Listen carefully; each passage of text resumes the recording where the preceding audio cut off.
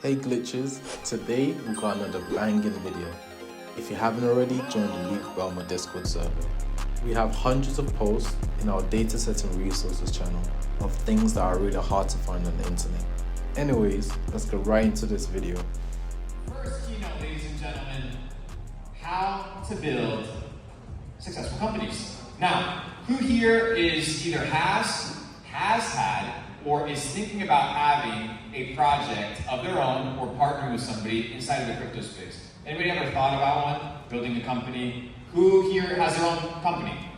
Freelance, e-commerce, a lot of you guys, digital marketing, SaaS, everybody, okay? Now, what differentiates a successful company from an unsuccessful company? What allows somebody to gain customers and another person to be in what Jack calls barren desert? What is the difference? What differentiates a winner from a loser? Now, the reason I sat down and I was like, okay, how can I provide massive value to everybody here today? And what I came to realize is that, who here has crypto? Because I know a lot of people, raise your hand. Who here has crypto? Who here doesn't have crypto? Okay, a couple of people don't have crypto. So most people here have crypto. You guys are probably aware, just like I am, that when it comes to crypto, we have really weird valuations. We have highly inflated market caps. We have projects that generate $10,000 a month in revenue, but have $1 billion valuation. It makes no sense. Is it truly a successful company, or is it just some sort of mirage, or some sort of illusion, or potentially a sort of scam? I would say it is more along those lines than a successful company.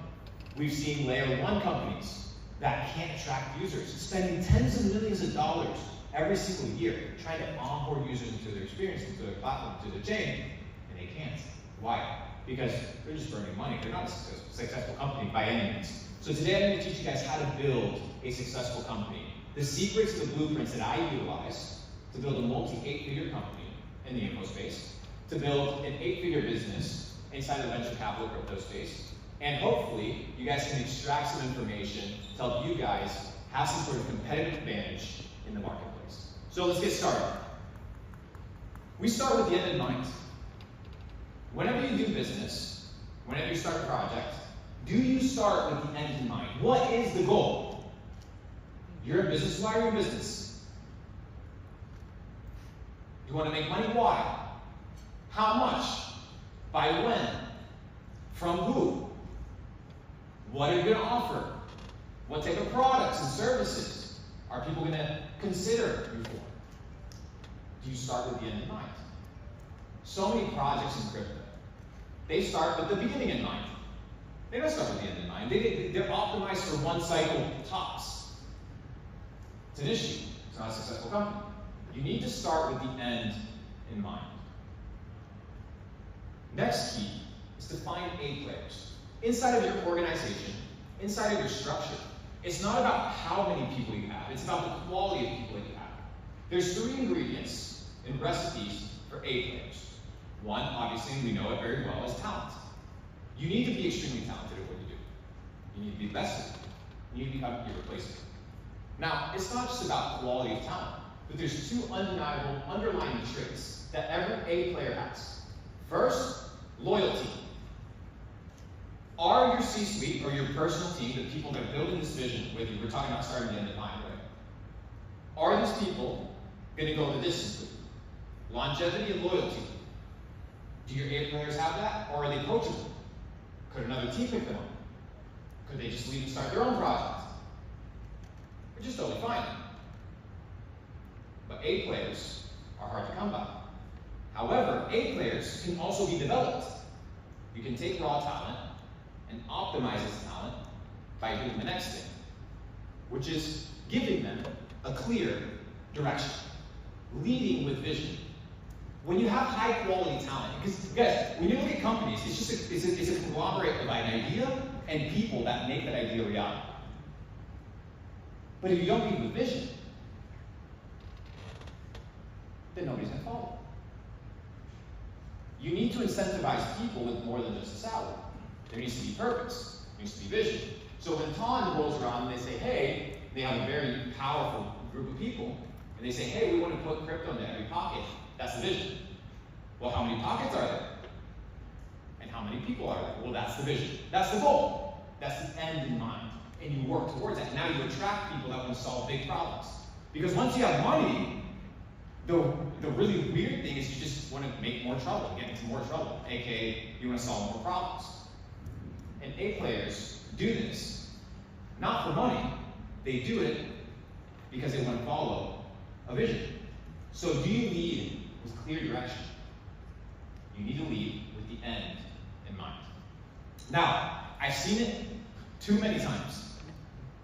Overspending on budgets, overhiring before there's any proof of concept, before there's really any clear understanding of where the product is going to go, any sort of revenue models, any sort of sustainability. People do not stay lean. The money that they make, they spend it. They spend it instantly. They don't realize that you have to be lean. So what does lean mean? Lean and mean, that's what I call it. Finding a few A players. You can do a lot more damage with 3 or 4 A players than you can do with 100 people that are half-assing the job. And you might realize that if you pay a few people a lot more than paying a lot of people little, you're going to achieve your objectives a lot faster. So the question is your company lean? Or do you have a lot of leaks? Right? Are there SaaS products that you shouldn't be subscribed to? Do you have contractors that aren't necessarily good and you shouldn't have them on payroll? Are you overpaying certain staff? Are you underpaying yourself as an owner? You should be getting paid out. Are you staying lean, or is your overhead really high? It's what I call the death by 1,000 paper cuts. Who's heard of that concept? The concept of death by 1,000 paper cuts is not this idea of a final blow, a gunshot to the head.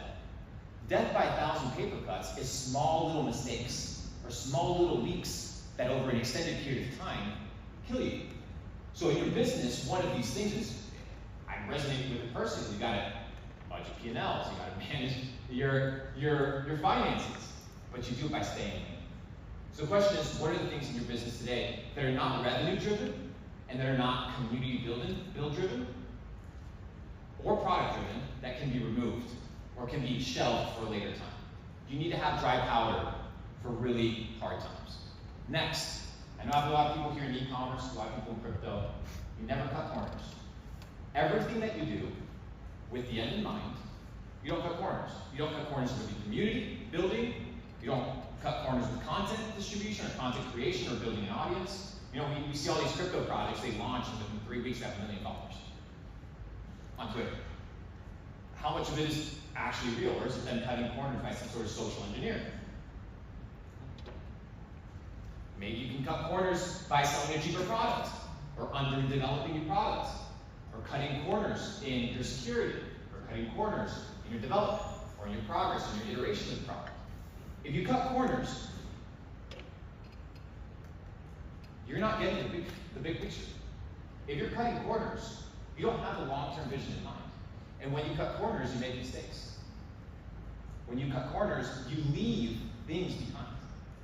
So when you have the end in mind, you operate with a specific set of rules. And one of my rules is you never cut corners. You do everything with excellence. You start where you finish where you start, and you go all the way. Do you cut corners in your business? Do you cut corners in your management? Do you cut corners in how many hours you work? A lot of people cut corners. If you want to build a successful company, you cannot cut corners. You cannot miss essential steps. You know what they say? When you play these video games or when people cheat and they can get away with it? In business, you can't get away with it. Business, they'll catch up to you. You can't. You know how you can cheat your way through high school? You can even cheat your way through a doctorate. But you can't cheat your way through a surgery on the table. Right? So when the game is actually to be played, if you cut corners, it will be revealed. You never cut corners. Now, we talk about products. Let's say we don't cut corners with products. The biggest single issue that I've seen in any company, whether it's Web 2, Web 3, DAOs, decentralized ecosystems, centralized ecosystems, is that they don't understand trends and narratives, the ebbs and flows of the market. Now, just like every year has 4 seasons, winter, autumn, summer, There's also different calendars. We have cycles, crypto cycles. There's a bull cycle, there's a bear cycle. How many here have either delayed or early launched a project because it was a trend and it was the time to do it? A lot of people. But if you're not on the right trend and on the right narrative, and we're going to explain what these things are specifically, you're not going to make it. So the question is, do you take trends and narratives into consideration? Do you understand the macro and micro cycles of your niche? I'll give you guys an example. Macro cycle. Jeff Bezos, 1999, says, hey, you know what? This is my macro cycle. I'm betting on e-commerce. People are going to be buying shit online. That's the macro cycle. That's the bet. What is the micro cycle? Oh, hey guys, people like fidget spinners because they have ADHD. That's your micro cycle. That thing has maybe a 4-month lifespan that's highly lucrative, but it's within the macro. So you're betting on the macro, and then you're finding trends in the micro that are going to give you capitalization. High reward for low risk. Macro and micro cycles. Let's talk about it. Narratives. What is a narrative? Long-term momentum swings. Swing is a polar opposite, right? A shift to the complete opposite. Long-term momentum swings that fundamentally change how societies operate. Who here has seen a change in narrative over the last couple of years? A change towards more focus on decentralization, about the governments, like, hey, we wanted freedom of speech. Who's here seen that kind of play out? Has anybody seen that trend, or is it just me? Nobody seeing it? Am I seeing it? Yes? Can I get some responses, please? Yes. Okay, I thought we were full of new people. Narratives. Do you understand the macro cycle? Narrative. What's the narrative for you in your business? If you're in e-commerce, if you're in SaaS, if you're in crypto, what's the narrative for you? What's the long-term play? Trends. Short-term, often synthetic attention spikes that come off from the macro narrative. These can be engineered. These can be manufactured. Who here is familiar with the entire biohacking routine that's been going crazy about saunas and cold plunges? Who here has seen that? Everybody's seen it. Every person has seen it. A lot of people bought into it. If you're part of the Tawny ecosystem, you can go to Pavel's Instagram, and that guy's, ripped, sitting in a bathtub full of ice. But there's a trend inside of this. What is the narrative? Biohacking. Well, what is the trend? Cold plunging. Well, why are you saying this? Well, because somebody came up with the intelligent idea of buying at plunge and making their own plunges, and now they're worth $100 million. Would they be worth $100 million? Oh, excuse me. They did $100 million in revenue their third year. They're worth a lot more, obviously. So what's the narrative? Health. What's the trend? Let me sell something online. If every person is talking about this shit, somebody has to provide it. So what's the narrative? Another example. What's the narrative? Decentralization. We need 1 billion people to be using crypto by 2030. Okay, that's the narrative. We want to get there. We want decentralization. We want an alternative payment system. We want an alternative ecosystem where people can communicate and congregate. Well, what's the trend? Who here has been seeing the tap to earn games on Telegram? Who here has been seeing well, that's the trend. These are what? Attention spikes based off of the narrative. But this is where you make a lot of money. This is where your business wins. This is where your business gets ahead. But if you're not on the right trend, it won't make sense. But you can be on the narrative, you can be on the trend, but unless you optimize for the right time, timing is key, then it doesn't matter if you're on the right trend. Let's say me wanting to raise $20 million in a bear market. Luca, is it easier to raise $20 million in a bear market or a bull market? Bull market. There you go. It's the ebbs and flows. So you have the ebbs and flows. Look, there's more capital, there's more cash, there's more attention. Therefore, your bet can be what? Placed and sustained at a higher rate. So are you doing timeliness? Are you doing an understanding and analysis as to when you should be rolling out product? Or just rolling it out? So if you understand the trend, the microcycle, you understand the narrative, the macro cycle, now you have to optimize for timing. Macro cycles, narratives, trends, ebbs and flows. Next, distribution. Oh, this is my favorite. My favorite here. We're going to talk a little bit about distribution real quick. The art of distribution. Now, when I sat here and I was thinking about what to talk to you guys about, I was kind of conjuring this idea of what could be of massive value. I began to ask myself, what is it that every company, whether it's Web 2, Web 3, doesn't matter, is missing? Distribution. Now, what is distribution and why is it so valuable? Peter Thiel, co-founder, Palantir, co-founder of PayPal, had a crazy distribution mechanism for PayPal at its inception stage. If you guys aren't familiar with it, what PayPal would actually do is it would give you $10 if you signed up. So what would people do? We're talking about distribution. Hey mom, sign up, get 10 bucks. Hey dad, sign up, get 10 bucks. Hey sister, sign up, get 10 bucks. Viral campaign. They learned how to distribute content. There's a couple keys that you need to master and a couple lessons that have to, a couple boxes that have to be ticked anytime you're going to consider distribution. And we're going to tap into it. I'm going to start it, initiate it, and then I'm going to have Luca continue it. Because Luca acquired a company in the bear market that understood the principle and the value of distribution. You guys are probably familiar with it. It's the top NFT company in the world, YG Penguins. Now, Peter Thiel famously said, superior sales and distribution by itself can create a monopoly, even with no product differentiation. Pause.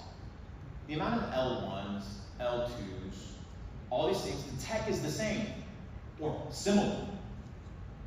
The user doesn't care. But the distribution of who gets to the user is the one that determines who wins. The converse, or the opposite, is not true. No matter how strong your product, you must still support it with a strong distribution plan. Do you have a distribution plan for your company? If the answer is no, then I'm going to give you the guiding principles on how to ensure today that you can master distribution. The first key, we're talking about content, because content right here is what distributes. It can be a tweet, it can be a vlog, it can be a long form piece of content, it can be a short form piece of content, it can be an email. But distribution and content requires a couple ingredients. The first ingredient, evergreen. Focus on content that outlasts trends. You know why KOLs and influencers in crypto are only optimized for one cycle? Because the content that they make is based on a trend. So when that trend exhausts, they exhaust. They become obsolete. They become irrelevant. They're not basing themselves off the macro narrative. So when you're creating content, whether it's for your company, Coca-Cola still has to create content. American Express still has to create content. Go look how much fucking money Airbnb spends a year on marketing. You don't think they spend money on marketing? Oh, everybody uses Airbnb. You use it because they distribute it enough for you to use it. How much do they spend? You don't know. Billions of dollars. And it's the #1 guy. Billions of dollars. But their content outlasts trends. So is the content that you're making for your brand, your company, your organization, your business, is it evergreen or is it short term? Because if you're running any sort of content creation, you're going to understand, unless you're doing it with your iPhone or just tweeting, that media can become extremely expensive. It's very expensive to produce high quality content. It's very expensive. But if you create evergreen content, the shelf life of the content is extended. So let's say I go to, I'll give you guys an example. Let's say I go to a crypto influencer on YouTube, and I pay him 50 grand to make a 4-minute video about my project. Well, obviously there's going to be rules and guides and stipulations. I want to make sure that the shelf life of that content isn't just the one video, that he's posting it and then it's done. No, I need the conversation, what's talked about, what's mentioned, to be able to be used and recycled 5 years from now. I'll give you guys a very famous example. So we did it with the TON team recently. So we took the Pavel interview that he did with Tucker Carlson, which is a timeless interview. It's an evergreen interview. And I could be running clips from that for the next 3 years. And it would be relevant 3 years from now. Obviously, Pavel didn't do that with intention. It just happened to work that way. But when you're creating content, the question for you is it evergreen? Or does it have a short lifespan? If it has a short lifespan, you're going to have to be making a lot more content. You don't want to be making content. You going to be distributing content. Quantity. Break the algorithm with volume. Okay, many of you guys are familiar with Twitter. A great example is Victor, actually. Victor's a great example, actually. You guys, what's your handle? Someone you know. Someone you know on X. So I've never seen anybody tweet like this guy, right? This guy is like on your feed all day because the quantity of distribution is ridiculous. So he naturally breaks the algorithm. The algorithm can't keep up. So he just breaks it by sheer force. So if you have evergreen content and you break the algorithms with quantity, the next ingredient is iteration. Because what you do is you find patterns of virality.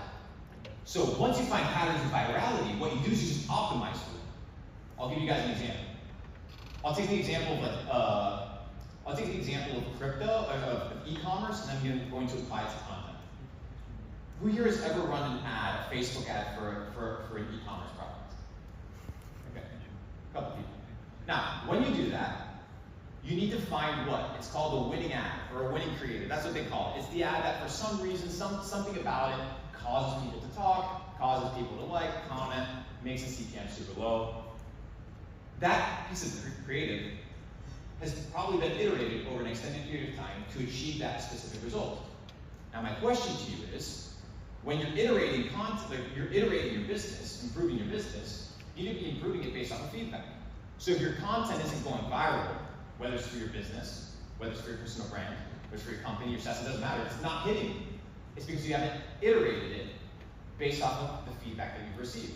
So if you're not getting views, if you're not getting content out and it's getting watched, it's not that you're bad, it's that you haven't iterated based off of the information you've received. What's the feedback? What's the feedback that you're getting? And how do you optimize according to that feedback? Oh, and finally, not all attention is positive. Okay, we're talking about iteration. Not all attention is positive. People say, oh, all attention is good. All press is good press. Bullshit. I know this firsthand. Okay? It's not. Not all attention is good attention. But you can iterate for the type of what? Reaction that you want people to have. Let's talk about the Budweiser campaign. Right? They did this crazy campaign, they lost a ton of users, and they iterated, and now they did some sort of red pill, macho iteration of the last campaign that was with some transgender group of people, and now they're iterating into what? More masculine, because that's their demographic. Their demographic was pissed with the last result, the attention was not positive, it cost them billions of dollars in sales, so they iterated towards what their audience wanted. Are you iterating based off of the feedback that you're receiving? Finally, right, we mentioned the concept of virality, we talked about the tap to earn games. Incentives. There has to be an incentive. People don't do shit for free. It doesn't work that way. It doesn't have to, the compensation doesn't have to be money, but people don't do things for free. So what are the incentives that are attached to your distribution? What are the incentives that you're giving users to share? Like, why the fuck would you share it if they're not going to share their revenue? If there's no reward for you, why would I even talk about somebody else's stuff? There's no incentive. It's the same thing for a community. Oh, well, I want to join a crypto community. Okay, well, what's your incentive? Well, is it the token price going up? Is it the fact that you can probably get a job? You just find decentralization, the incentive of just having an alternative payment system is good enough for you? What you need to understand is you need to find the incentives and hire incentive-based distribution. Now, when you have incentive-based distribution, the overhead, when you talk about being lean, is a lot different.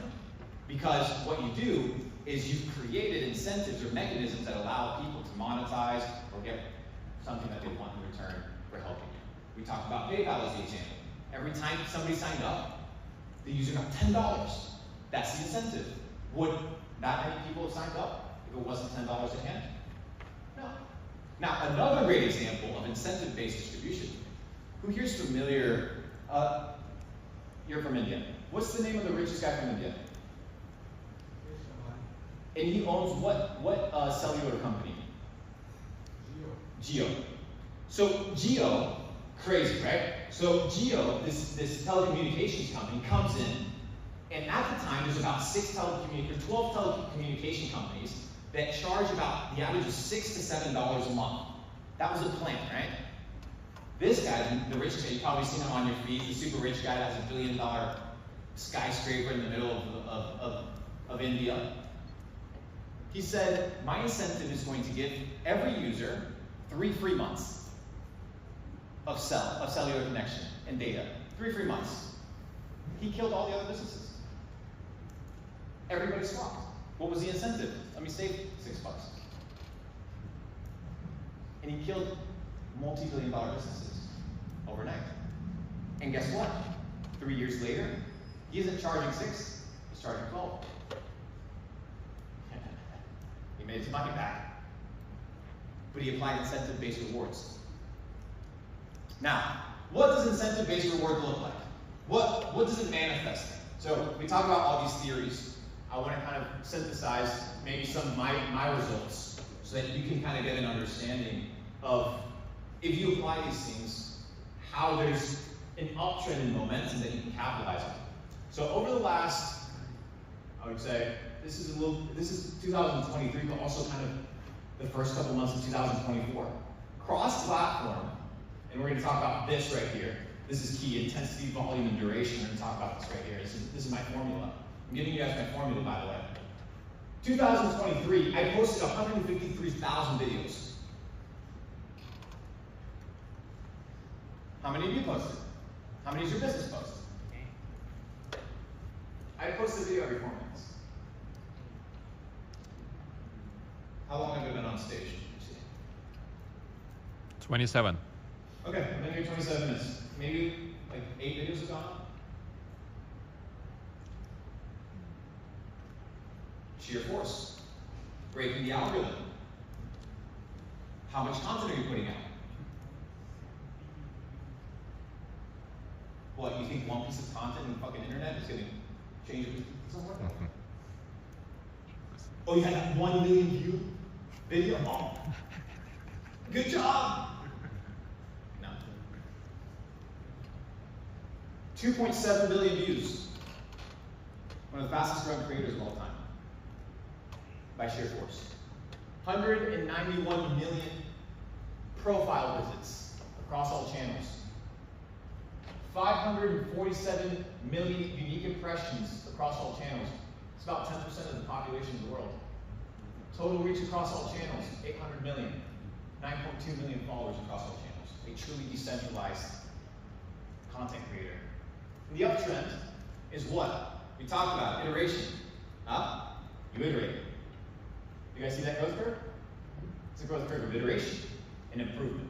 Now, the formula is based off of 3 ingredients: intensity, volume, and consistency. How hard you do something, like how intensely you go into it, how much of it you do, and for how long. The thing is, I've been making content for years. I've been iterating for years. So once you have the long-term perspective in mind, you understand that these are prerequisites, these are requirements. Are you the most intense? Are you inputting the most amount of energy? Are you showing up more than everybody else? Luca, how many GIF views do we have on Buddy right now? 30 billion. 30 billion views. Do you know how many people have actually used them? It's like 900 and something billion. 900, almost 1 billion people, right? So our GIFs are going viral. Intensity, volume, and duration. How long is it that you're doing something? We're talking about evergreen content.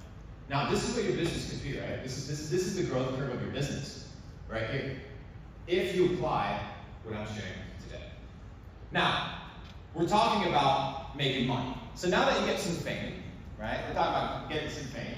We got to transform this fame into some sort of conversion. Whether the conversion is a download, whether the conversion is a sale, whether the conversion is a follow. It doesn't matter. What is your funnel? Now, every funnel has variations. I'm going to share with you guys one of my basic funnels. I'm going to give you guys a breakdown on how exactly it works, how you guys can replicate something similar. I'm going to share with you guys how this kind of works. So we'll start with the top. We'll start with the top of the funnel. The first approach is interaction with any sort of customer base, the first touch. It can come from short form content, it can come from a billboard, it can come from a 30-second ad on television. It's the first touch, the short form interaction. That's why billboards are so popular. What's the ROI on a Times Square, New York Times Square piece of billboard? It's hard to calculate that, right? It's the top of the funnel. It's very intrinsic value when it comes to being really niche, because your goal here is to just add a ton of people. We see people that are really good at the top of the funnel and getting a lot of eyeballs, but they don't understand how to make money with it. I'm going to teach you guys how to make money. You guys want me to teach you how to make money with the distribution? Yes? Good. Short form. We're talking about what's relevant today.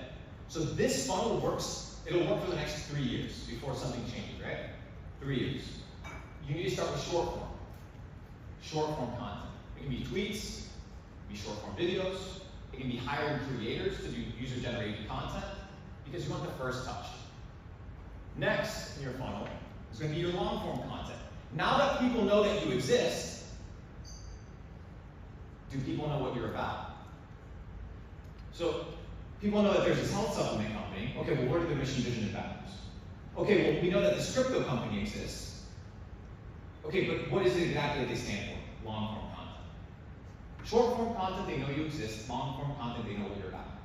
We live in an ecosystem where people today, they don't just buy based off of necessity. They buy things that they resonate with. They buy things that they align with. And in long form, you get to align with people.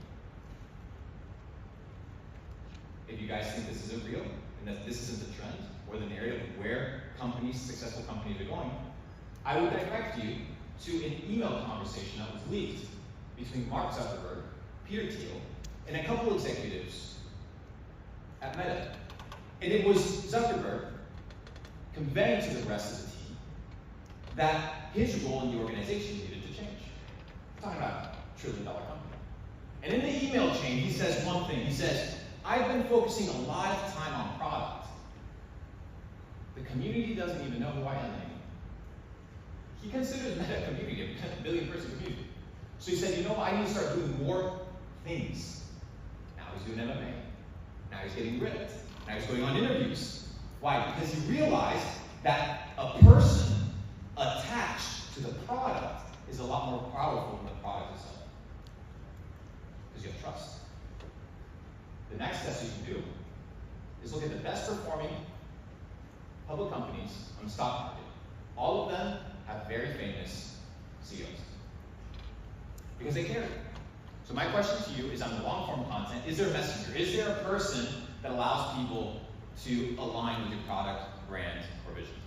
Next is your broadcast. This is where it begins to get intimate. So my favorite broadcast ecosystem is Telegram. By far, and I would recommend it to any e-commerce business, I would recommend it to any SaaS business. If you have 10 customers, 1 million customers, if I was sitting with the owner of Gymshark today, Ben Francis, I would tell him to start a Telegram channel over an email list. I would tell him to start a Telegram channel over an SMS list. Why? Who the fuck reads your emails? I don't. When was the last time you read a marketing email? Maybe you read mine. But how many do you read? Not many. So what is your broadcast? What is your communication with your customer? What is your direct approach? I talk to all my customers all the time. What is your broadcast message? How do you talk to your customers? Do you know? Do you talk to them through Instagram stories? Do you talk to them through tweets? You need to be able to talk and address your community directly. Do you understand? I was thinking the other day, said, you know, we have all these, I have a Telegram group with over 125,000 people. Very valuable, very powerful. And I sat there and I was like, because projects hit you up all the time, companies hit you up, and they want to throw money at you and be like, hey, here's $500,000, put something on your Telegram. Here's $1 million, put something on your Telegram. And then I sat back and I said, what would Napoleon Bonaparte, or what would Alexander the Great value a distribution channel where he can send a voice memo to 125,000 people instantly? Fucking priceless. Julius Caesar had to send messengers to every fucking corner of his domain. What is that worth? Infinite value. Priceless. And it becomes yours, you own it. Because you can own your platform on Telegram. So what is your broadcast to your customers? What is your direct channel of conversation with your customers? You need to know it. And if you don't have it, you need to establish it. I recommend Telegram. Next, you go from what? Broadcast, a little bit of interest to your members. There's people in your community that want to grow deeper with you. I have people inside of my community that started as community members that are business partners. Now they're part of my team. They're part of my ecosystem. They've grown together with me. There are people inside of your organization, your customer base, that could be part of your team, that could be part of your ecosystem. Have you curated conversations and special experiences for these people? Do you want me to give you an example? Bugatti.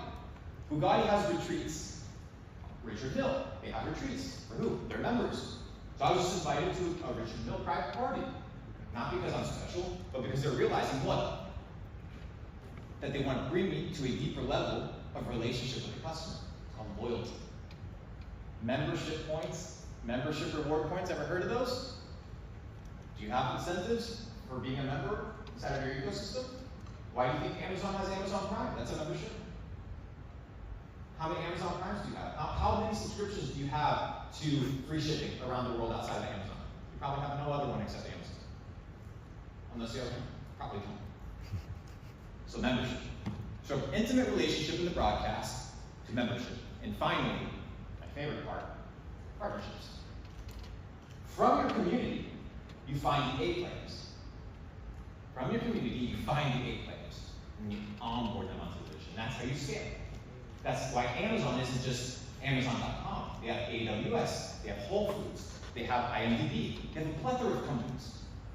That's run by different partners. That's run by different people. And these are people that are coming from what? The top of the funnel. So imagine I'm getting 2.8 billion views at the top of the funnel, and I get to extract 5 partnerships. But each partnership makes me $5 million. Do I have to monetize the top of the funnel? No. I just have to find really good partners and members. So my question for you is, in your product and your service, do you create a laddered experience for your user base, or is it very flat? If it's flat, there's nothing special to it. You need to be able to create a value funnel.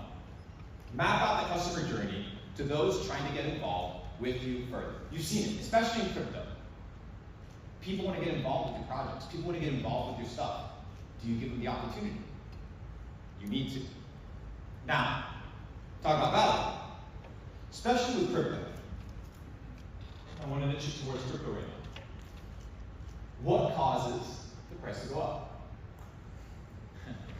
The value manifested in the ecosystem has to represent more than what somebody's willing to pay for. Supply and demand, buy low, sell high. What is the intrinsic value of what you're offering your people? And do they know? If you want to make sales, the value, the perceived value needs to be higher than the value of what somebody's going to spend. So if somebody's going to buy Juke token for 80 cents. Is it worth 80 cents? What's the value attached to that token? Do I have voting power? Do I have staking rights? Or do I not have any of these things? Right? What is the value versus the price? Have you calculated those costs? And have you made it very easy for your audience to understand that the price is a lot smaller than the value they receive? And if you haven't, they're not going to fucking buy from you. People are informed buyers nowadays. Value versus price. And as I said, we always start with the end in mind. In fact, we started with the end in mind with Pudgy Penguins the first time you actually posted inside of our messenger group the first Pudgy the day that it launched. And from there, the end in mind was what? Asian user base. It was like, this can go viral. That was the thesis. And from there, starting the end in mind, built into what is now a 9-figure business, a 9-figure IP, soon to be $1 billion IP. So without further ado, I want to tap into the next phase of distribution. How specifically can you go viral with your IP and your brand? We talked about brand building, but I want to bring in one of the best brand builders that I know, Luca Nix. Now, as Luca makes his way on stage, I want to share with you guys that Luca's background extends beyond just crypto. He's been known to pull IPs such as Von Dutch and many others out of the dust and reach extremely high valuations and record sales. So there's a specific set of rules and criteria to the distribution and to how you interact with your content that is key. So without further ado, my friend Luca Nix, welcome.